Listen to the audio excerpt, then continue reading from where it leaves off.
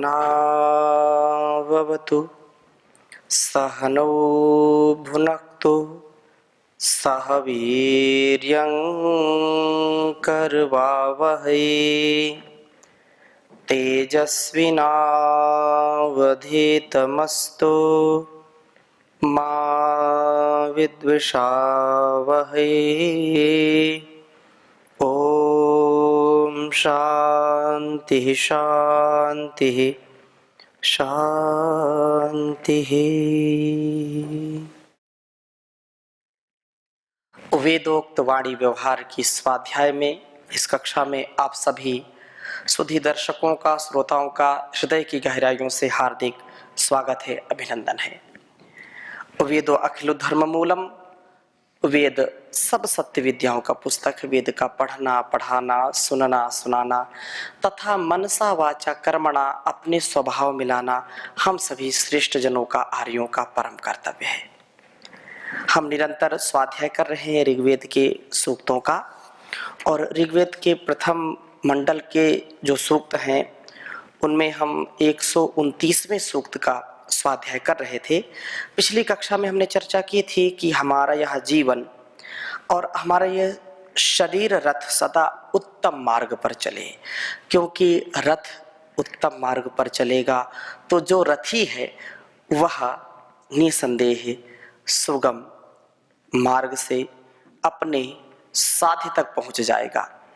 और कहा था कि इसमें हमें लक्ष्य स्थान तक पहुंचाने वाला हो, ऐसा ना हो कि हमने जो लक्ष्य बनाया है वह लक्ष्य हमको ना प्राप्त हो और हमारा जीवन निरर्थक हो जाए। हमको सार्थक और परमार्थक, हमको सेवा और जो है परोपकार के, सत्कार सदाचार के लिए जीवन जीना है। आत्मनो मोक्षार्थम जगत हिताय चा, जिसमें मेरा भी कल्याण छिपा हो और जिसमें सारे संसार का कल्याण छिपा हो, ऐसा कोई कार्य ना करें। ऐसे किसी पथ पर जो हम जाए जहाँ पर हमको पश्चाताप हो, हमको हिंसात्मक क्रियाएं करनी पड़े, या ये कहें कि हम दूसरों की हिंसा करके कभी भी उत्तम जीवन नहीं जी पाएंगे, सुख शांति से नहीं जी पाएंगे। ऐसी वाणी हम बोलें कि वो क्रिया में परिणित हो, अर्थात हम कोई भी ऐसा शब्द, कोई भी ऐसी बात, कोई भी वाक व्यवहार ऐसा न करें जिसको हम स्वयं जीते नहीं, जिसको हम स्वयं अपने व्यवहार में नहीं उतारते, तो वो केवल निरर्थक प्रलाप हो जाएगा और वो केवल हमारे लिए वाग विलास होगा। उससे हमको कुछ लाभ नहीं होगा, उससे विनाश तो होगा, विकास नहीं होगा। हम ऐसी वाणी बोलें कि वो क्रिया में परिणित होने वाली हो, क्रिया में जो है उसका रूपांतरण होने वाला हो, तो हमारा यश, हमारा सम्मान, हमारी कीर्ति और हमारा जीवन दूसरों के लिए अनुकरणीय होगा, दूसरों के लिए वंदनीय होगा। यह प्रथम मंडल के 129वें सूक्त का प्रथम मंत्र आपके सामने मैंने रखा था। अब द्वितीय मंत्र में भी बहुत सुंदर बात कही है कि प्रभु की सहायता से हम संग्रामों में विजयी होते हैं। संग्राम एक अंदर चल रहा, एक बाहर का संग्राम है। हर पल हमको सजग योद्धा की भांति, एक सिपाही की भांति सजग रहना पड़ता है, सावधान रहना पड़ता है, क्योंकि साधना के पथ पर चलने से हमको यश कीर्ति तो मिलेगी, लेकिन अगर जो है सावधानी हटी, दुर्घटना घटी, कोई बचा नहीं सकता। बहुत फिसलन भरा, जैसे कोई बहुत ऊंची चढ़ाई चढ़ रहे हैं, हम किसी पर्वत पर चढ़ रहे हैं और उसमें फिर फिसलन हो तो कितना कठिन है। एक सेकंड का जो है प्रमाद और जितनी हमने ऊंचाई तय की है वो एक क्षण में हमारा जीवन नष्ट होने वाला हो जाता है। हम उत्तम जीवन जिए, शूरता, वीरता, गंभीरता, धीरता के साथ जिए। प्रभु हमारे में शक्ति भरते हैं। हम इंद्रियों, मन, बुद्धि के ईशान बन करके प्रभु के उपासक हों, प्रभु के हम सच्चे साधक हों, और जो सच्चे साधक होते हैं उनके लिए यह जीवन और जगत, वह दोनों बहुत ही दिव्य हो जाते हैं, भव्य हो जाते हैं, क्योंकि उसका जो तार है, उसका जो मन की जो है तरंग है, वो प्रभु से जुड़ी हुई है। हम प्रभु में अपने जान, अपने कर्म, अपनी उपासना को समर्पित करने वाले बने। तो ये बहुत सुंदर बात है। आगे तीसरा मंत्र आपके समक्ष में रखूंगा। पहले वेद मंत्र लिखता हूं, फिर चर्चा करता हूं। ओम दशमो हिष्मा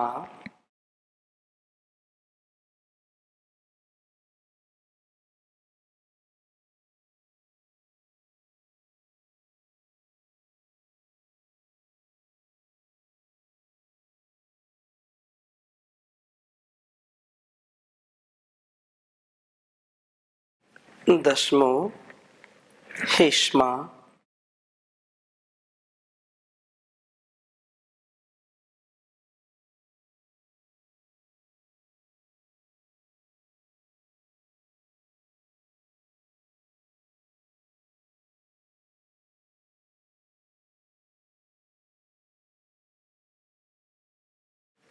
दशमो हिष्मा वृषणम पिन्वसी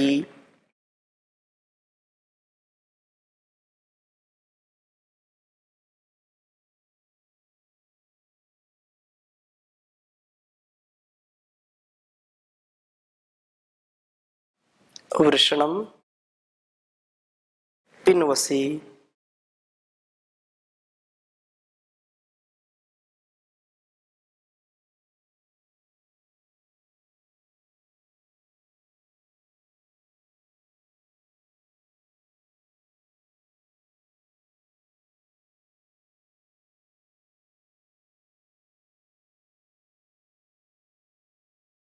पिन्वसी त्वचं कम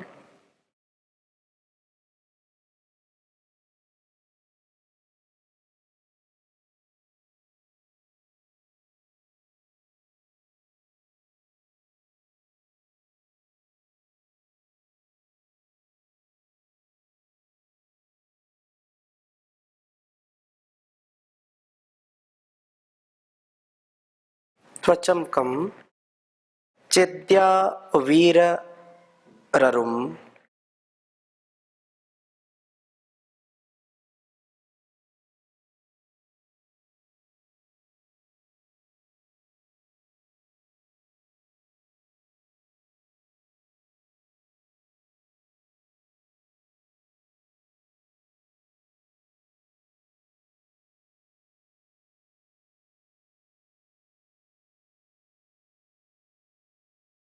चेद्या वीर ररुम।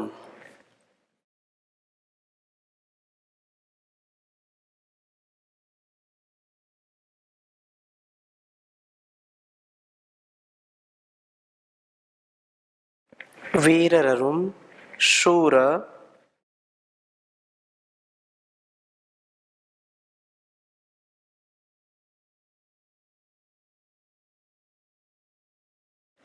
मर्त्यम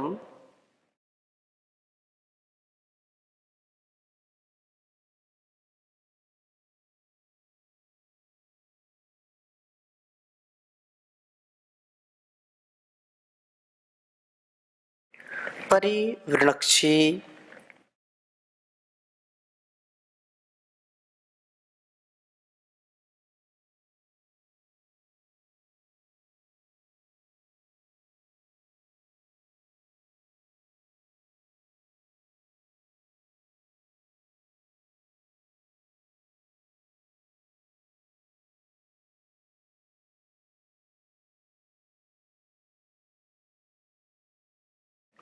परिवृणक्षी मर्त्यम।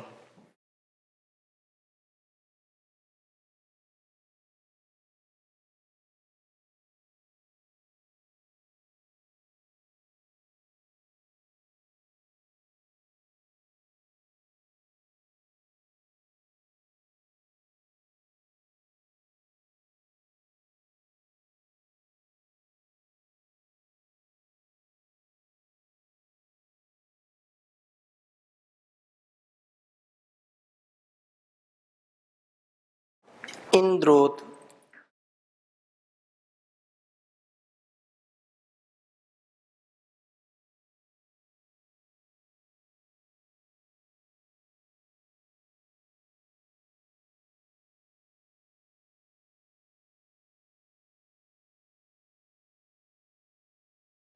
इंद्रोत तुभ्यम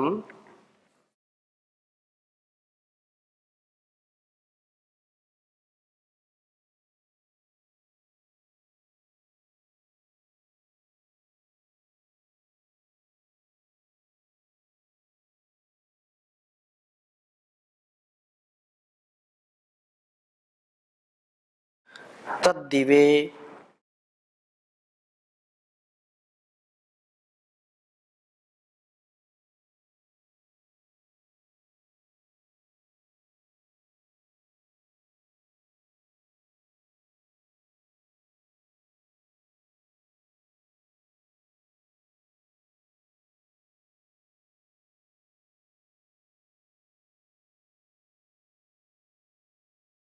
तद्दिवे तद्रुद्राय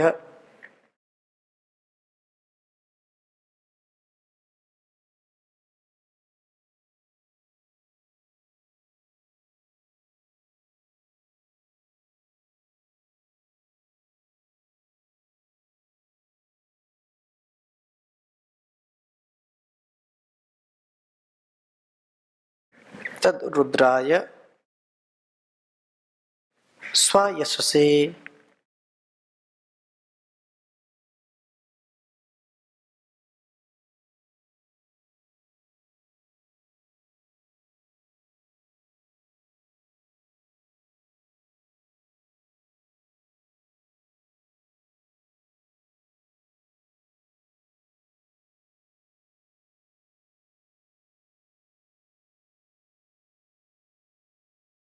स्वयशसे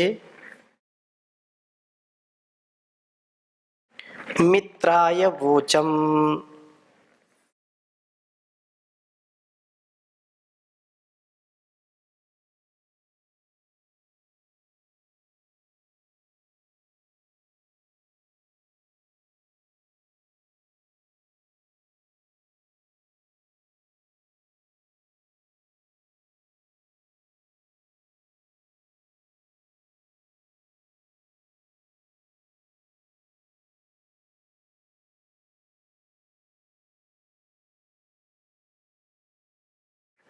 मित्राय वोचम वरुणाय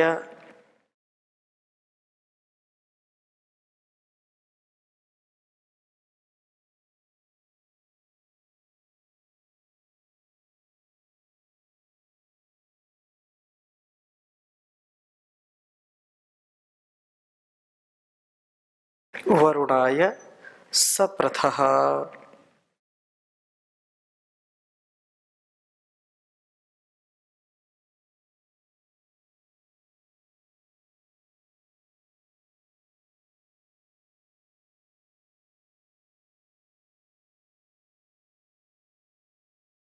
सप्रथः सुमृडिकाय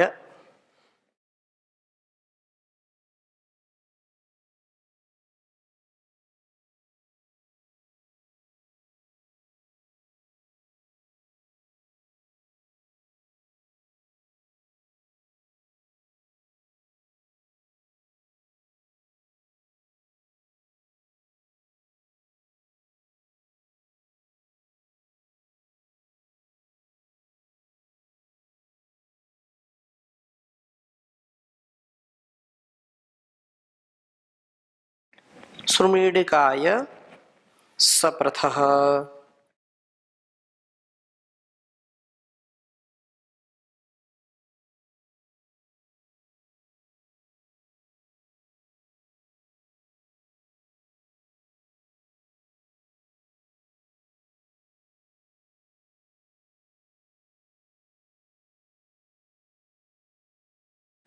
ऋग्वेद के प्रथम मंडल के 129वें सूक्त का यह तीसरा मंत्र है।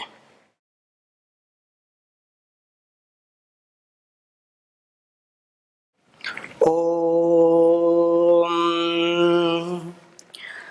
दस्मो हिष्मा वृष्णं पिन्वसि त्वचं कं चिद्या वीररुं शूरमर्त्यं परिवृक्षिमर्त्यम् इंद्रो ततुभ्यं तद्दिवे तद्रुद्राय स्वयशसे मित्राय वोचं वरुणाय सप्रथः सुम्रेडकाय सप्रथः। ओम दस्मो हिष्मा वृष्णं पिन्वसि त्वचं कं चिद्या वीररुं शूरमर्त्यं परिवृणक्षिमर्त्यम् इंद्रो ततुभ्यं तद्दिवे तद्रुद्राय स्वयशे मित्राय वोचं वरुणाय सप्रथः सुमेढ़काय सप्रथः। बहुत ही सुंदर बात इस वेद मंत्र में कही गई है कि हे प्रभु, आप निश्चय से ही दस्मा शत्रुओं का उपक्षय करने वाले हैं, अर्थात शत्रुओं का आप विनाश करने वाले हैं। शत्रु धर्षक है, शत्रुओं का धर्षण करते हैं, शत्रुओं का विनाश करने वाले हैं। वो चाहे फिर अंदर के शत्रु हो या बाहर के शत्रु हो। बाहर के शत्रुओं से तो हम कभी कभी बच जाते हैं, लेकिन अंदर के जो हमारे शत्रु हैं उनका कभी भी वार खाली नहीं जाता, उनका निशाना कभी चूकता नहीं है। अर्थात एक बार भी हमारे अंदर काम, क्रोध, लोभ, मोह, ईर्ष्या, द्वेष, छल, कपट का आक्रमण होता है। हाँ, ये बात जरूर है कि हम उसको कितना नियंत्रित कर पाते हैं, कंट्रोल कर पाते हैं, तो कम हानि होगी। ज्यादा जब आवेग आता है क्रोध का तो बाहर भी हानि है, और यदि केवल हम उसको कंट्रोल कर रहे हैं अंदर अंदर तो हमारी भी हानि है। ये प्रथम कोटि का जो है व्यवहार नहीं है। प्रथम कोटि का व्यवहार वो है कि हमारे अंदर के जो शत्रु हैं, जो हमारे शरीर को, मन को रोगी बनाते हैं, दोषी बनाते हैं, वो जो इसका जो है दोष उत्पन्न करते हैं, ऐसे शत्रुओं से बचने का प्रयत्न करना चाहिए। योग, प्राणायाम, अध्यात्म और जो हमारी ऋषि परंपरा है उसको आत्मसात करके हमको पूर्ण रूप से समाधान में रहना चाहिए। इसी प्रकार से जब अंदर हम समाधान में रहेंगे तो बाहर का भी व्यवधान, बाहर का भी जो बहुत ही विषम व्यवहार हमको लगता है, संकट हमको दिखाई पड़ता है, तो वो संकट भी कट जाता है, वो कष्ट भी नष्ट हो जाता है जब हम अपने इंद्रियों पर नियंत्रण कर पाते हैं, अपने मन पर नियंत्रण कर पाते हैं। तो वो भी शक्ति हमको ईश्वर से मिलती है। तो स्मा है, आप शत्रुओं के धर्षक हैं, विनाशक हैं। वृषणम, शक्तिशाली पुरुष को शक्ति के द्वारा औरों पर सुखों का वर्षण करने वाले पुरुष को पिनवसी आप बढ़ाते हैं।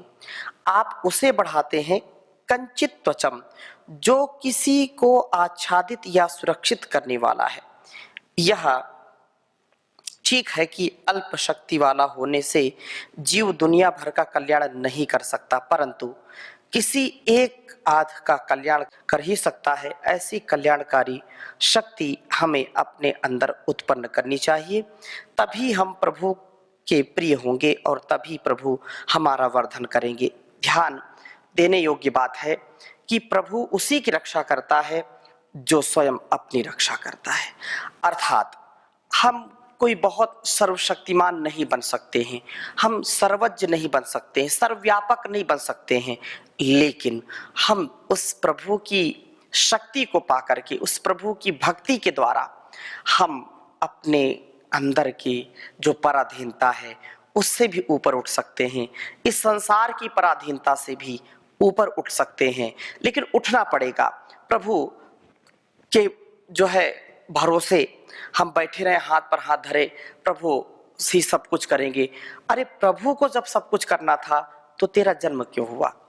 प्रभु ने इस संसार को बना दिया, हमको जन्म दे दिया, इतना सुंदर शरीर हमको दे दिया। मानव का शरीर सभी देवों में, सभी गंधर्वों में, सभी प्रकार के पशु पक्षियों में, सभी योनियों में केवल मनुष्य का जीवन ऐसा है जिसके लिए सब तरसते हैं, परंतु दुर्भाग्य उनका है जो इस मानव चोले को पाकर के भी प्रभु के आगे बस हमको ये दे दो, हमको ये दे दो, हमको प्रार्थना करनी है। पुरुषार्थ में कोई कमी नहीं छोड़नी। प्रार्थना करिए, स्तुति करिए, वंदना करिए, कामना करिए, जो भी है उसको करिए, लेकिन उसके साथ साथ जो व्यक्ति पुरुषार्थी होता है उसी को प्रभु शक्ति देते हैं, उसी का बलवर्धन करते हैं। जो बल पाने के लिए कम से कम कुछ तो प्रयास कर रहा है, जो धन ऐश्वर्य यश कीर्ति को भी पाना चाहता है, उसको भी पुरुषार्थ करना पड़ता है। तो पुरुषार्थ करने वाले व्यक्ति को, हाँ कुछ लोग मन में अरे वो तो व्यक्ति पुरुषार्थ नहीं करता, वो तो बहुत धनवान है, बहुत बुद्धिमान है, बहुत बलवान है, वो उसके पूर्व जन्मों का परिणाम हो सकता है, या इस जन्म की भी कुछ चीजें ऐसी हैं कि वो मिल जाए लेकिन वो निरंतर नहीं रहेंगी, वो आत्म सुख नहीं दे सकती हैं, वो आपको ऊपर उत्तम जीवन जीने का सामर्थ्य नहीं दे सकती हैं।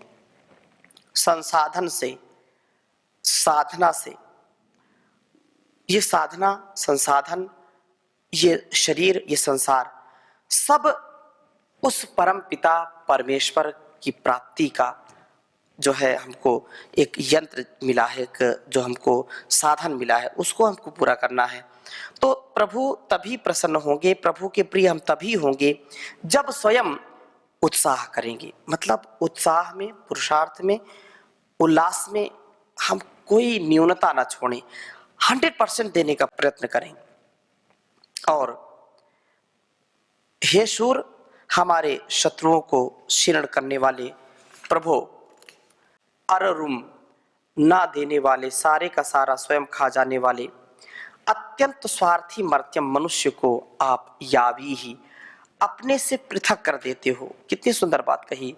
अररुम यहाँ पर जो कहा है कि जो है चिद्या वीररुम, वीररुम अर्थात वीर अररुम, जो त्यागी नहीं है, तपस्वी नहीं है, जो लोभी है, उसकी शक्ति आप क्षीण कर देते हैं, अपने से अलग कर देते हैं। इस मर्त्यम मनुष्य को तो आप परिवृक्षी नष्ट कर ही देते हैं। इस प्रकार से अदानशील व्यक्ति समाज के उत्थान में बड़े विघातक होते हैं और आप उनको भी दंड देते हैं, उनको भी धीरे धीरे क्षय को प्राप्त कराते हैं। इंद्र सर्वशक्तिमान प्रभु, तुभ्यम आपके लिए दिव्य प्रकाश मय के लिए तत् उस सप्रथा अत्यंत विस्तार वाले प्राणी मात्र के कल्याण की भावना वाले वोचम वचनों का उच्चारण मैं करूं, आपसे सर्वहित की प्रार्थना करूं। मेरी प्रार्थना में अल्पता व स्वार्थ ना हो,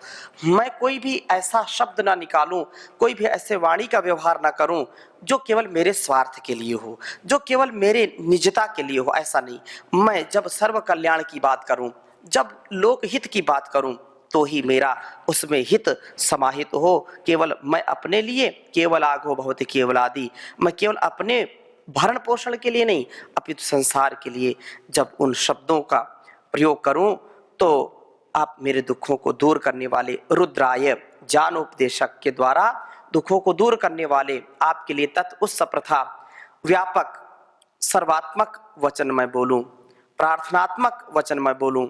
स्व इससे हे प्रभु, जिन आपकी महिमा किसी और से ना होकर अपने से ही है, उन आपके लिए व्यापक वचनों को बोलूं। मित्राय सबके स्नेह करने वाले, वरुणाय सब द्वेषों का निवारण करने वाले, तथा सुमृडिकाय उत्तम सुखों को देने वाले के लिए सप्रथा व्यापक जो है प्रार्थना के वचन मैं बोलूं। और जो है प्रभु का स्मरण यह प्रेरणा देता है कि हम प्रकाशमय जीवन वाले बने, सबके प्रति स्नेह वाले बने, दुखों को दूर करने वाले बने, अपने कर्मों को यशस्वी करने वाले बने, किसी से देश न करने वाले बने और सभी के जीवन को सुखी बनाने के लिए यत्नशील हो, उत्तम मन, उत्तम वाणी, उत्तम व्यवहार से युक्त हो। तो आगे और हम चर्चा करेंगे, अभी यहीं पर विराम ले रहे हैं। ओम ओम शांति शांति शांति।